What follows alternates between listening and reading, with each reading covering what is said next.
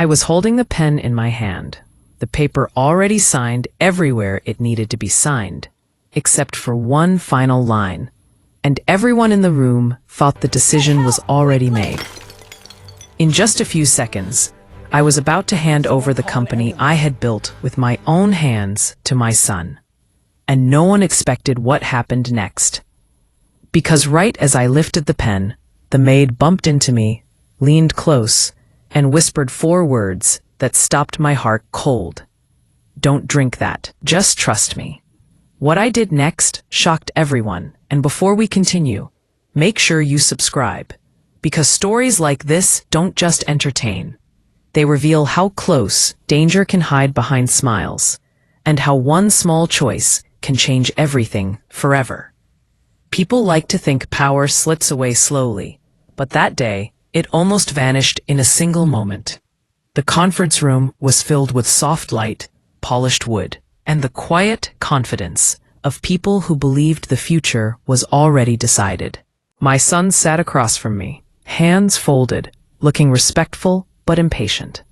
His wife stood beside him, smiling the way she always did, worn and attentive, the picture of devotion. Papers were stacked neatly, lawyers had stepped out to give us privacy, and the company seal waited on the table like a final stamp on my life's work. I had told myself this was the natural order of things, that a mother eventually steps aside, that a son must take over. That was the story everyone expected me to follow. I remember thinking how tired I felt. Not weak, just heavy, like the years had finally settled into my bones.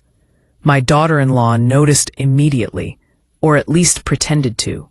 She reached for the coffee tray before anyone else could, her smile widening as she lifted a cup and walked toward me. She said my name softly, the way she did when she wanted to sound caring, and placed the warm porcelain into my hand. The smell was rich and familiar, the same blend she had been bringing me for months during meetings, always at the perfect time. I thanked her without looking up, my focus still on the document waiting for my signature. That was when the maid appeared from nowhere. She was new, quiet, the kind of person people barely register as present. As she passed behind my chair, she stumbled, or at least it looked that way. Her shoulder brushed mine, just enough to make the coffee ripple dangerously close to the rim. I turned, ready to reassure her, but before I could speak, she leaned in, her voice barely louder than my own breathing. "Don't drink. Just trust me." Her eyes met mine for a fraction of a second, wide, serious, and absolutely certain. Then she straightened, apologized quickly, and hurried away.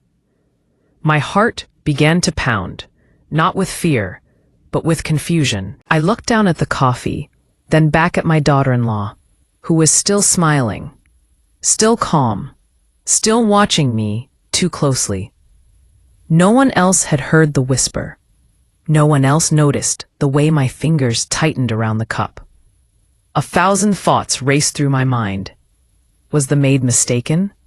Was she trying to cause trouble? Or was she risking everything to warn me?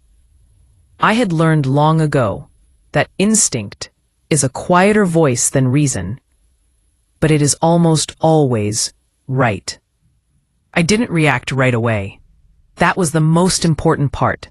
Instead, I smiled back at my daughter-in-law and said something light about needing a moment before signing. I glanced at my son, who nodded, already confident this was a formality. The coffee was still warm in my hand, steam curling upward, like a question I wasn't sure I wanted answered. My pulse thudded in my ears as I pretended to adjust my chair, standing slowly, deliberately, as if my age required it. That was when I made the decision that would change everything. As I stood, I let my hand dip just enough for the cups to be close. With a smoothness that surprised even me, I switched them. No one noticed, or perhaps they didn't want to. My daughter-in-law accepted the cup without hesitation, lifting it to her lips as she continued talking about the future, about how proud she was of our family, about how this transition would secure everything I had worked for. I sat back down, my own cup untouched, my pen resting quietly on the table. The room felt different then, sharper, as if the air itself was waiting. I watched her take the first sip, then another, her smile never faltering. I forced myself to breathe normally, to keep my face neutral. Even as my thoughts screamed, this was the moment. If the maid was wrong, nothing would happen, and I would be the paranoid old woman everyone secretly feared I was becoming. But if she was right, the truth would reveal itself soon enough. Within minutes, the change was impossible to ignore. My daughter-in-law's words began to slow, her confident tone faltering as she pressed a hand to her chest.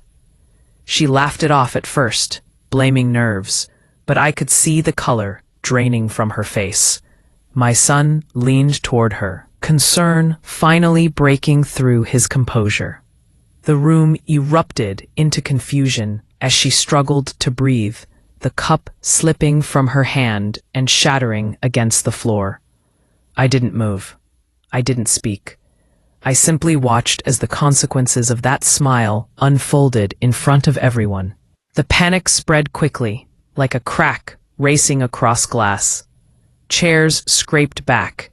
My son was suddenly at his wife's side, calling her name over and over as if volume alone could pull her back into herself. Someone shouted for water, another for an ambulance. The confident future that had filled the room only moments earlier collapsed into chaos. I remained seated, hands folded, my heart racing, but my face calm. Because years of leadership had taught me one thing above all else. The most powerful person in the room is the one who does not rush to explain themselves. My daughter-in-law gasped, her eyes wide, with something that looked very much like fear. Not the polite fear she wore during negotiations or social events, but raw animal panic. She tried to stand and nearly fell, my son catching her just in time. He looked at me then, truly looked at me, confusion and accusation tangled together in his expression. "Mom," he said, his voice cracking. "What's happening?" I met his gaze steadily. "I don't know," I replied, and it was the truth, at least the part of the truth I was ready to share. The maid returned, hovering near the doorway, her hands shaking as she watched the scene unfold. Our eyes met again, and this time she didn't look away. There was relief there, mixed with terror, as if she had expected this outcome, but still dreaded witnessing it. Paramedics arrived quickly, their professionalism cutting through the panic. They laid my daughter-in-law on the floor, checking her vitals, asking rapid questions. One of them picked up the fallen cup, sniffed it briefly, then frowned. I noticed the way he exchanged a glance with his partner, silent but heavy with meaning. As they worked, I finally stood. The room quieted slightly, attention shifting toward me despite the emergency. It was an old instinct, one I had earned over decades. I walked slowly to the table and picked up my own cup, still untouched. "I think," I said evenly, "that meeting will have to wait." No one argued. The documents, the pen, the seal of the company suddenly seemed absurdly small compared to the scene at our feet.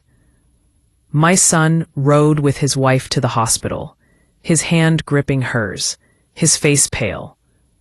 Before he left, he looked back at me once more, searching for something he couldn't yet name. I gave him a small nod, not of reassurance, but of resolve. When the doors closed behind them, the room fell silent. Only the maid and I remained, along with the faint smell of coffee and broken porcelain. She sank into a chair without being asked, her strength clearly gone now that the danger had passed. "I'm sorry," she whispered, tears pooling in her eyes. I didn't know what else to do. I sat across from her, studying her face. She was young, younger than I had realized, with the kind of honesty you can't fake under pressure. "Tell me everything," I said, my voice gentle but firm. She took a deep breath and began. She told me she had noticed things over the past few weeks, how my daughter-in-law insisted on preparing my drinks herself, how she snapped if anyone else tried to help, how she would linger too close when handing me a cup, watching until I took the first sip. The maid had grown suspicious, but had no proof, no authority. Then, earlier that morning, she had overheard a phone call while cleaning the hallway.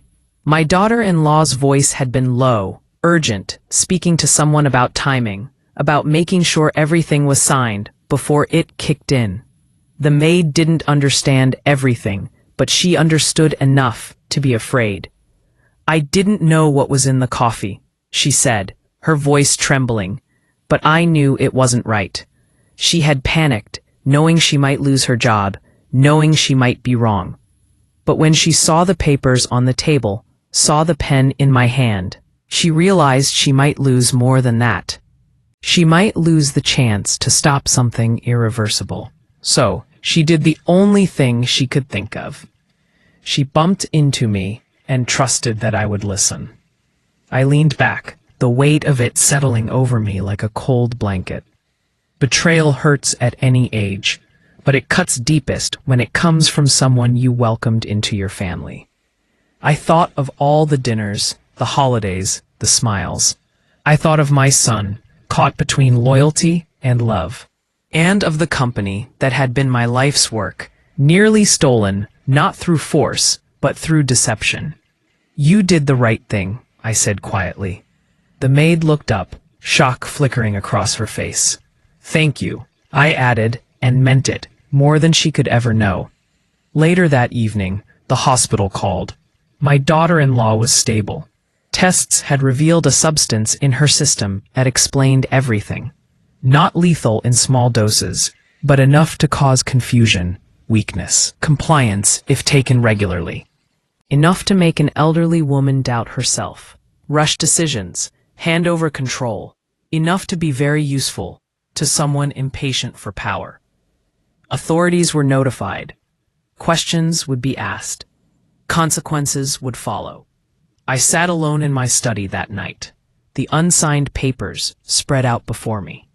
The company was still mine. My life was still mine. I realized then how close I had come to losing both, not through age or inevitability, but through trust misplaced. And I knew that the next steps would not be easy, but they would be mine to take, with eyes wide open. The following days unfolded with a slowness that felt unreal, as if time itself had decided to watch carefully rather than rush forward.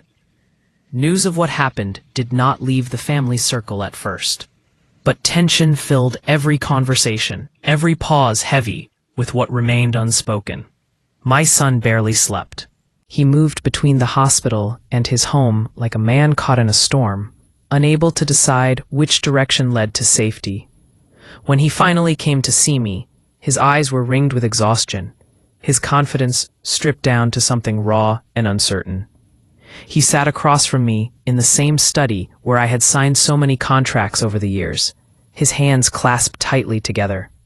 For a long moment, neither of us spoke. Then he asked the question I knew was coming. "Did you know," he said quietly, "that something was wrong before that day?"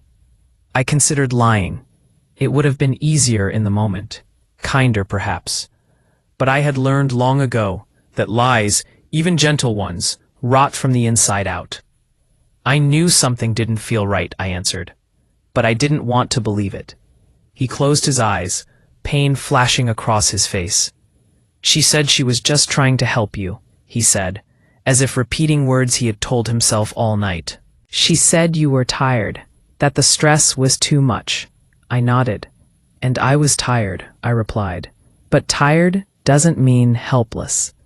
That distinction seemed to land somewhere deep inside him. He straightened slightly, as if remembering something he had forgotten about me.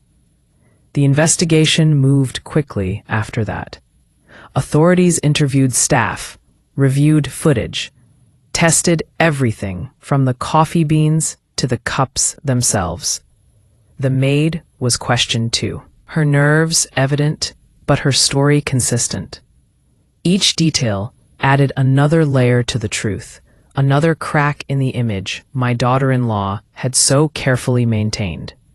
It became clear that this was not a moment of desperation, but a plan, carried out patiently, quietly, under the cover of family and routine.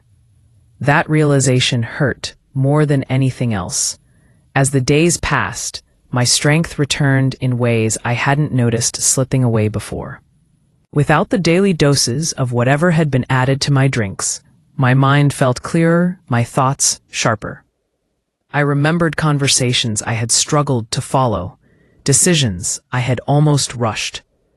I saw how subtly my independence had been eroded, how easily concern can be weaponized when wrapped in affection. It was a lesson I would never forget.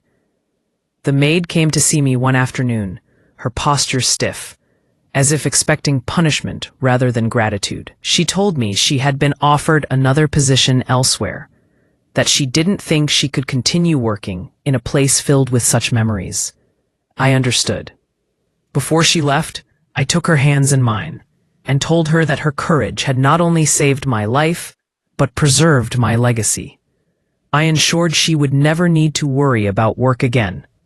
Some debts cannot be repaid with money alone, but acknowledgement is a start. My son and I spoke often during that time, our conversations more honest than they had been in years. He admitted how eager he had been to prove himself, how the idea of finally taking over had blinded him to warning signs. I admitted my own mistakes, my reluctance to let go mixed with fear of becoming irrelevant. Somewhere between guilt and forgiveness, we found a new understanding. The company would one day be his, but not because I was pushed aside. It would be because he was ready, and because I chose it freely. A legal process surrounding his wife was long and painful. I will not pretend otherwise. Love does not vanish just because trust is broken. My son struggled with anger, grief, and disbelief, often all at once. I stayed close, not to direct him, but to remind him that surviving betrayal does not make you weak. It makes you aware. There is strength in seeing the truth and continuing forward anyway.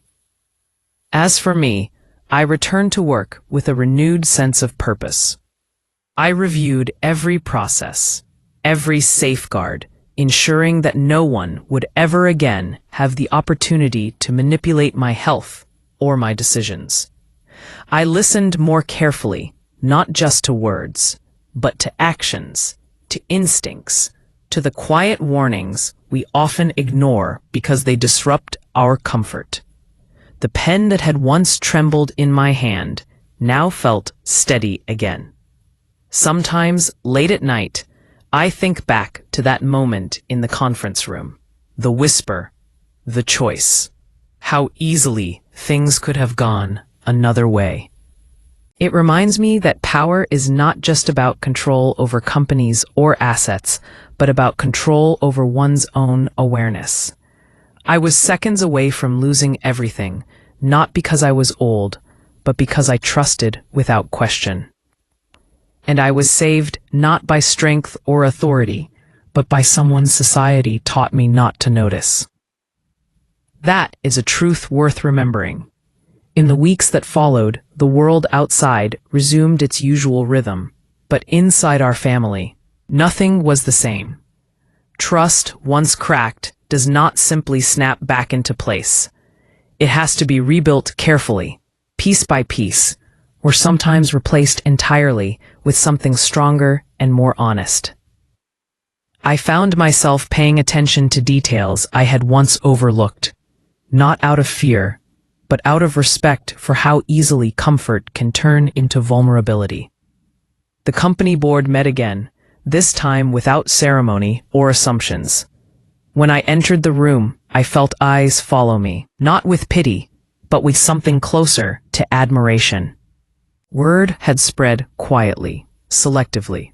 Not the scandalous details, but the fact that I had stopped a hostile takeover from inside my own family. That alone changed the way people spoke to me.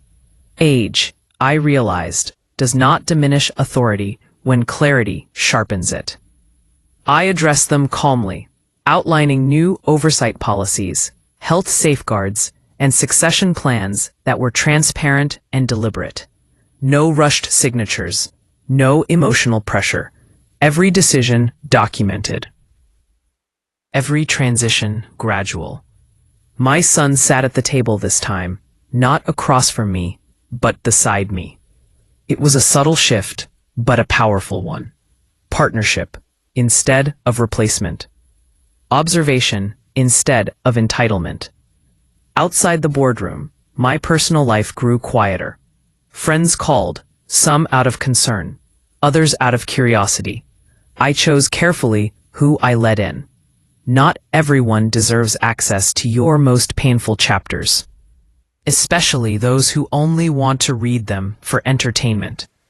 I learned that privacy can be a form of self-respect. My son began therapy, something he admitted he would have scoffed at years ago. He told me later that confronting his own blind spots was harder than confronting his wife's betrayal. I wanted to believe she loved us both, he said one evening as we shared a simple dinner. Belief is powerful, I replied, but evidence is stronger. He nodded, not defensively this time, but thoughtfully. There were moments when guilt crept in, when I wondered if my drive, my long hours, my fierce independence had somehow created the conditions for what happened. But I refused to shoulder blame that wasn't mine. Ambition does not excuse manipulation. Love does not excuse harm. And responsibility, when misplaced, becomes another form of silence. One afternoon, I visited the factory where the company had first taken shape decades earlier. The machinery hummed, steady and familiar. Workers greeted me with warmth, unaware of how close everything had come to changing hands overnight. I walked the floor slowly, touching railings, listening to stories, grounding myself in the reality of what I had built. This was not just an asset to be signed away. It was a living network of livelihoods, dreams, and trust. Remembering that strengthened my resolve. The maid sent me a letter a few months later. She had started fresh in a new city, a new job, a new life. She wrote about learning to speak up sooner, about trusting her instincts, about understanding that courage does not always roar. Sometimes it whispers, just loud enough for one person to hear. I read her words twice, then placed the letter in my desk drawer, among the documents that truly mattered. My daughter-in-law's case moved through the courts steadily. There were moments of denial, attempts at justification, even apologies that sounded rehearsed rather than remorseful. I attended only one hearing. Seeing her there, stripped of control and charm, I felt no triumph, only sadness. For what she chose to become, and for what she destroyed in the process. When it was over, I felt lighter, not because justice was served, but because the chapter was finally closed. As time passed, people began to tell my story in fragments. Some exaggerated, others softened the edges. I didn't correct them. Stories evolve when they leave your mouth, and that is their nature. What mattered was what I carried forward. A sharper awareness, a deeper patience, and an unshakable understanding that power is safest in the hands of those willing to question even their closest relationships. One morning, Months later, I returned to the same conference room, the same table, the same view. This time, there was no pressure, no audience, no coffee waiting at my elbow. Just me, my son, and a fresh document outlining a long-term transition plan. I signed nothing that day. Instead, we talked about values, about mistakes, about how leadership is not inherited but earned repeatedly through integrity. When I finally stood to leave, I paused at the door and looked back. The memory of that whisper still lingered, but it no longer frightened me. It reminded me of how close loss can come, and how awareness, once awakened, never truly sleeps again. As the year turned, I noticed something unexpected happening within me. The fear that had lingered quietly in the background began to dissolve, replaced by a steadier confidence than I had felt in years. Not the confidence of control, but the confidence of clarity. I no longer felt the need to prove that I was still capable. I simply was, and that changed the way I moved through every room, every conversation, every decision. People treated me differently too, not with caution, but with a renewed respect that wasn't rooted in my title or my age, but in the story they sensed without fully knowing. They saw someone who'd faced betrayal without collapsing, who had listened when it mattered most, who had chosen awareness over denial. That kind of reputation cannot be manufactured. It is earned in moments when no one expects you to be paying attention. My son began stepping into more responsibility, but this time under observation, mentorship, and accountability. He welcomed it. The hunger to rush had been replaced with a desire to understand. He asked questions he had never asked before, about ethics, about power dynamics, about how to lead without becoming isolated. Watching him grow this way was more satisfying than any signature could have been. At home, I simplified my routines. No more unquestioned habits, no more assumptions disguised as comfort. I chose my own tea in the mornings. I paid attention to how my body felt, how my mind responded. This wasn't paranoia, it was presence. There is a difference, and once you learn it, you never confuse the two again. Sometimes, late in the evening, I would replay the moment in my mind when the cups were switched, not with dread, but with fascination. How instinct had moved my hand before logic caught up. How trust in a stranger had outweighed familiarity with family. That moment taught me something essential. Danger often arrives wearing familiarity, while help can come from places you've been taught to overlook. The staff dynamic changed as well. People spoke up more. Small concerns were raised instead of buried. I made it clear that awareness would always be rewarded, never punished. The maid's bravery had set a standard, even in her absence. Culture, I realized, is shaped not by policies alone, but by the stories people remember when they decide whether or not to speak. There were still hard days. Days when my son's grief resurfaced. Days when anger tried to disguise itself as resolution. I stayed steady through all of it, not because I had answers, but because I had learned to sit with uncertainty without surrendering to it. That skill, more than any asset, became my greatest strength. One afternoon, my son asked me if I regretted not signing that day. The question was gentle, but heavy. I thought about it carefully. No, I said. I would have regretted signing without understanding why I felt rushed. He nodded slowly, absorbing the distinction. Regret isn't about actions alone. It's about ignoring the warning signs that beg you to pause. I began mentoring other women quietly, informally. Founders, executives, widows suddenly thrust into leadership. I didn't tell them my story outright. I didn't need to. I simply asked them the questions no one had asked me soon enough. Who prepares your meals? Who benefits if you step aside? Who pressures you with kindness instead of force? I watched their expressions shift as awareness sparked. That was enough. The world has a habit of underestimating older women. It assumes we are tired, sentimental, ready to hand things over. What it forgets is that experience sharpens perception. We have seen cycles repeat. We know how quickly smiles can harden into strategy, and we know that intuition is not weakness. It is data gathered over a lifetime. I never saw my daughter-in-law again after the proceedings concluded. I didn't need to. Closure does not require proximity. It requires understanding. I understood now that some people see family as a shortcut to power, not a bond to be honored. That knowledge hardened nothing in me. It refined me. The company continued to grow, not just in profit, but in resilience. Safeguards worked because people believed in them. Leadership developed because it was earned, not assumed. And I remained exactly where I was meant to be, not clinging to control, not rushing toward absence, but standing firmly in choice. When people ask me now what saved me that day, they expect a dramatic answer. Luck, strength, experience. I tell them the truth.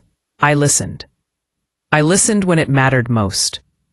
And sometimes, that is the difference between losing everything and realizing you never had to. The more distance I gained from that day, the clearer its meaning became. It wasn't just a near miss or a dramatic twist of fate. It was a test. One I didn't even know I was taking until it was over.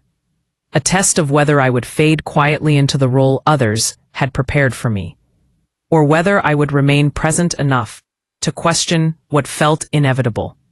That awareness stayed with me, shaping how I approached everything that followed. I became more deliberate with my time. Meetings were shorter but deeper. Conversations fewer but more honest. I no longer entertained flattery disguised as concern or urgency disguised as loyalty. People noticed. Some were unsettled by the change. Others were relieved. Leadership has a way of revealing who benefits from your exhaustion and who thrives when you are fully awake. My son changed too, in ways that took time to surface. At first, his growth was cautious, almost hesitant, as if he feared repeating past mistakes. But gradually, confidence returned. Not the reckless kind, fueled by entitlement, but a steadier confidence grounded in accountability. He learned to question motives, including his own. He learned that being trusted is not the same as being obeyed. Watching him learn these lessons was not painful. It was reassuring. There were moments when the media sniffed around the edges of the story, trying to piece together rumors. A sudden hospital visit, a halted succession, a legal case no one wanted to name publicly. I refused every request for comment. Silence, when chosen intentionally, can be a powerful boundary. I didn't owe the world an explanation for surviving something it barely noticed. Privately, I revisited my past decisions with a new lens. Not to judge myself harshly, but to understand patterns. Where had I confused harmony with safety? Where had I rewarded loyalty without scrutiny? These reflections weren't comfortable, but they were necessary. Growth often demands that you sit with truths you once avoided because they complicated your narrative. One evening, alone in my kitchen, I made coffee for myself. I measured the grounds, boiled the water, waited patiently as it brewed. The ritual felt grounding, ordinary, safe. I smiled at the irony, then let it go. Fear only has power when you let it linger unchecked.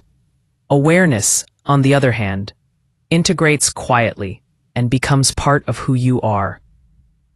I began trusting my body again. The fog that had once crept into my thoughts was gone completely now. My memory sharpened. My energy stabilized.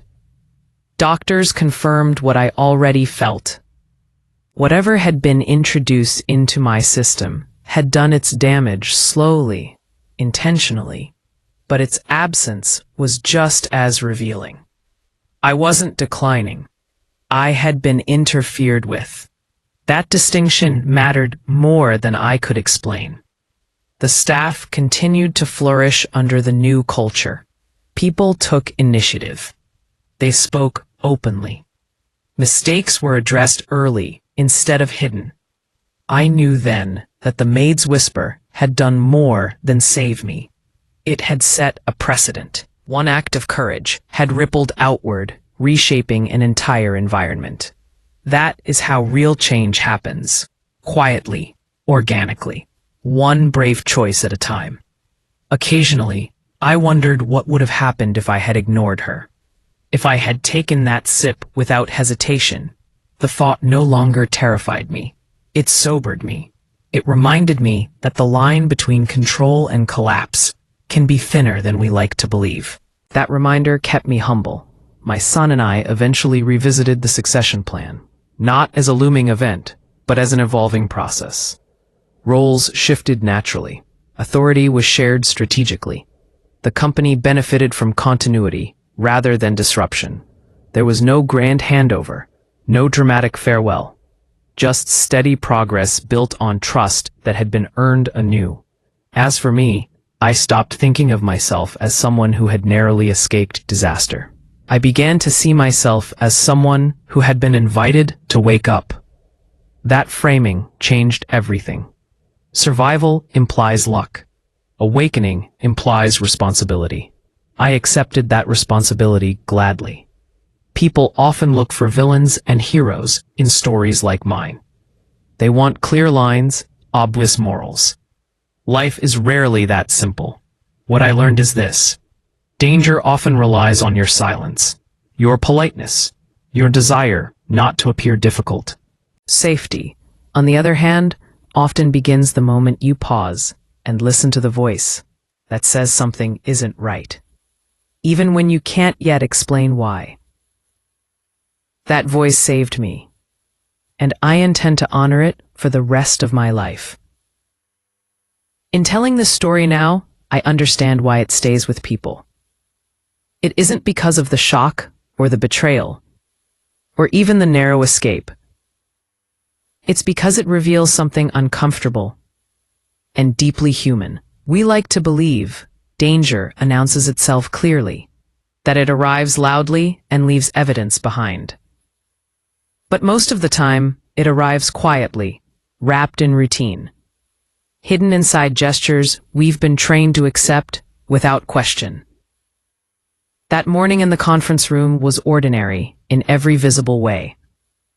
Coffee, contracts, family, legacy. Nothing about it looked like a turning point. And that is precisely why it almost succeeded. The greatest threats rarely look like threats at all. They look like kindness. They look like help. They look like inevitability. What saved me was not suspicion or intelligence or authority. It was interruption. A break in the expected pattern. A whisper that forced me to pause just long enough to reconsider what I was about to do on autopilot. That pause created space. And in that space, awareness rushed in. I think often about how many people never get that pause. How many sign, agree, surrender, or comply because everything around them tells them it's time. It's normal. It's expected. How many ignore discomfort because it feels rude to question someone who smiles while holding out a cup? If there is one thing I hope stays with you from my story, it is this. You are allowed to pause. You are allowed to say not yet. You are allowed to listen to the quiet warning, even when it disrupts the narrative others have written for you. My life didn't dramatically change overnight after that day. It stabilized. It clarified. It aligned. And those changes, though less dramatic, were far more powerful. I stopped reacting and started choosing. I stopped assuming and started observing. I stopped mistaking familiarity for safety. The company remains strong. My son continues to grow into leadership with humility and intention. Our relationship, though forever altered, is honest in a way it never was before. Honesty, I've learned, is more durable than harmony. As for the maid, she remains a symbol to me of something we often forget, that courage does not require rank, integrity does not require permission, and sometimes the person with the least power in the room is the only one truly paying attention.